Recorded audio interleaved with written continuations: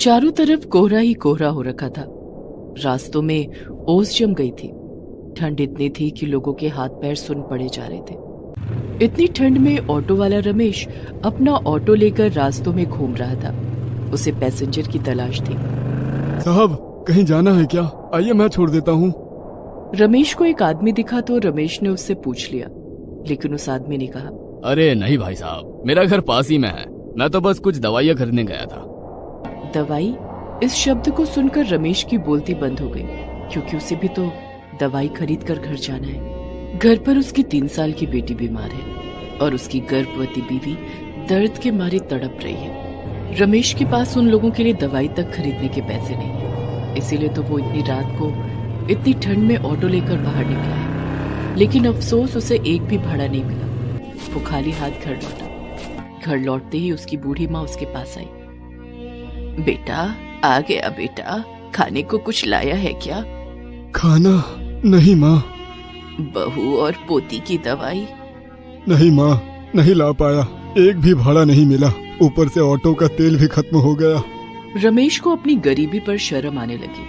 उसकी बेटी पूजा को बुखार है। उसने कहा, कोई बात नहीं पापा, आप आ गए ना, यही बहुत है, हमें बहुत चिंता हो रही थी।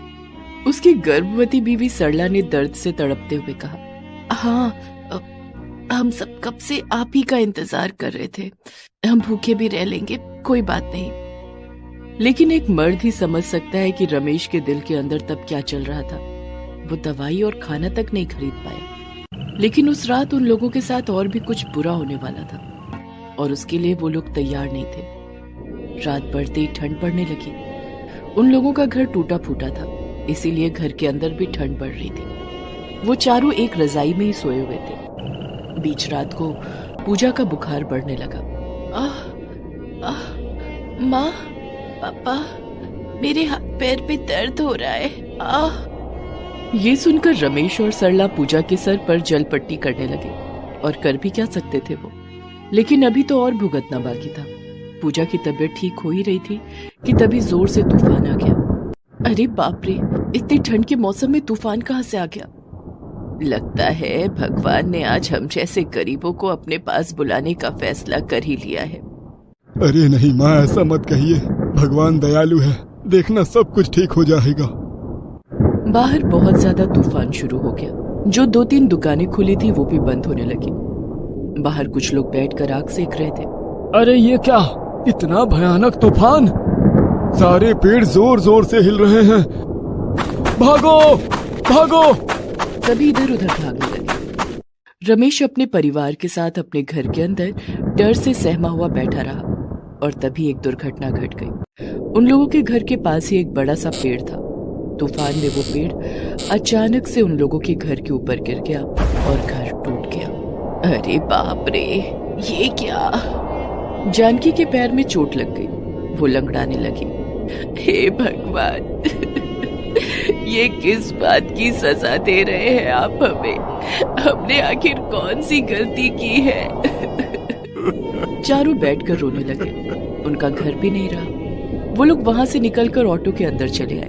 बैठ जाओ सभी, आज से यही हमारा घर है। जानकी, सरला और पूजा ऑटो के अंदर बैठ गए। लेकिन ऑटो में तेल नहीं था, इसलिए रमेश ऑटो धकेलने लगा। हे भगवान, मुझे शक्ति दीजिए, भगवान शक्ति दीजिए। इतनी ठंडी और ऊपर से तूफान के चलते ठंडी दुगनी हो गई। रमेश की बोलती बंद हो जा रही है। जानकी कहती है, ऐसी ठंड मैंने अपनी जिंदगी में नहीं देखी। अब हमें कोई नहीं बचा सकता, कोई नहीं। सरला गर्भवती है, उसकी तकलीफ सबसे ज्यादा है। उसके पेट में भयानक दर्द हो रहा है, लेकिन वो बर्दाश्त करके चुप बैठी है। लेकिन ज्यादा देर वो चुप होकर बैठ नहीं पाई। उसके पेट में भयानक दर्द शुरू हो गया। रमेश बेसहारा सा महसूस करने लगा। सब कुछ आज रात को ही होना है क्या? ऐसे ही कुछ देर बीत गए। ऑटो के अंदर सरला तड़पती रही और ऑटो में ही उसकी डिलीवरी हो गई। उसे एक बेटी हुई। सरला ने उसे अपनी गोद में जोर से जकड़ लिया ताकि उसे ठंड ना लगे और अपनी बेटी का चेहरा देखकर रमेश को जैसे शक्ति मिल गई। वो दुगने जोर से ऑटो को धकेलने लगा। बारिश में रमेश पूरा भीग गया। ऑटो के अंदर वो लोग सुरक्षित बैठे रहे। ऐसे ही सुबह हो गई। भूख, दर्द और ठंड के मारे सभी बेकाबू हो गए थे। एक जगह आकर रमेश ने हार मान ली। नहीं, और नहीं होगा, और नहीं होगा। रमेश ऑटो छोड़कर बैठ गया। तभी उन लोगों ने देखा कि एक जगह कच्चे चावल, कच्चे दाल और सब्जियां बांटी जा रही हैं। ये देखकर सरला ने कहा, भला कच्चे चावल और सब्जी लेकर हम क्या करेंगे? तभी पूजा को एक आइडिया आया। माँ, हम इसका इस्तेमाल पैसे कमाने के लिए कर सकते हैं। मतलब इतनी ठंड में गर्मा गर्म खिचड़ी किसको अच्छी नहीं लगती? हम खिचड़ी बनाकर बेचेंगे। पूजा का आइडिया सबको अच्छा लगा। नवजात बच्ची को लेकर वो 5 लोग थे, इसीलिए उनको बहुत सारा चावल, दाल और सब्जी मिली। रमेश ने लकड़ियों का इंतजाम किया और पूजा और सरला, जानकी ने मिलकर खिचड़ी बनाई। आइए साहब, आइए, ठंडे ठंडे मौसम में हमारा गर्मा गर्म खिचड़ी खाइए।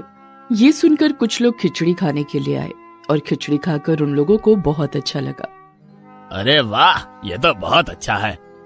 हाँ, इतने ठंडे में ऐसी खिचड़ी मिल जाए तो और क्या चाहिए।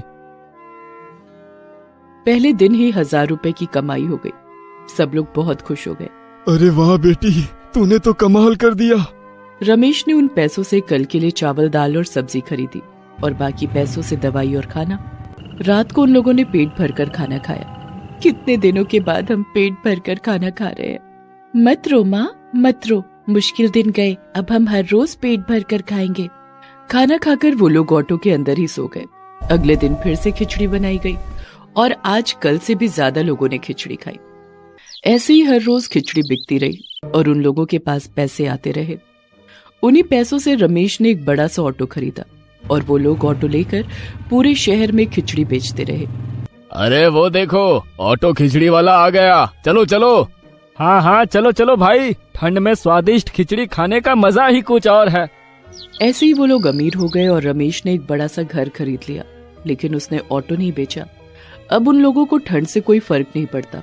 उन लोगों को सब कुछ मिल गया और सभी खुशी खुशी जिंदगी बिताने लगे।